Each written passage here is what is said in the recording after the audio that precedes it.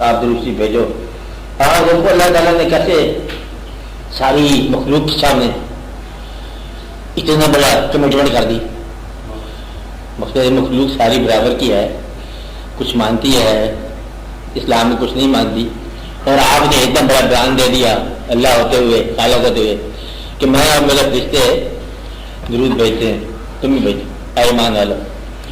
تو گویا کہ ساری دنیا پر اعلان کہ اللہ باعث ہے اس معاملے میں کہ اللہ کی جو ہے درود بھیج رہا ہے ایک نبی پر, اور سارے پیغمبروں کے بارے میں وقت وقت سلام اللہ علیہ لکھا, وسلام علیہ ابراہیم, اور اللہ کی جب السلام, اور ایمان والوں پر بھی سلام تھی سلام.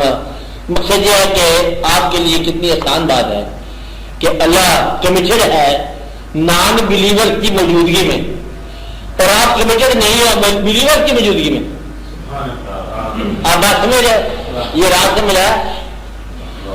اللہ اپنے نان بلیور کی موجودگی میں کمیٹڈ ہے کہ میں حضور پاک کی وجہ درود بھیجتا ہوں, اور آپ اپنے بلیور کی موجودگی میں کمٹمنٹ کرتے ہوئے ڈرتے ہو کہ سارے مسلمان ہیں, اس میں جو ہے اس عشق سے آپ گریزا ہو. کیوں گریزا ہو؟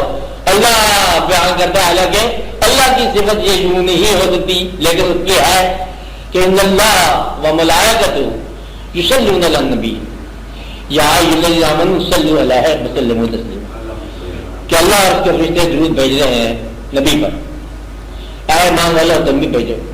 اور اللہ اعلان کرتا ہے ساری کائنات میں.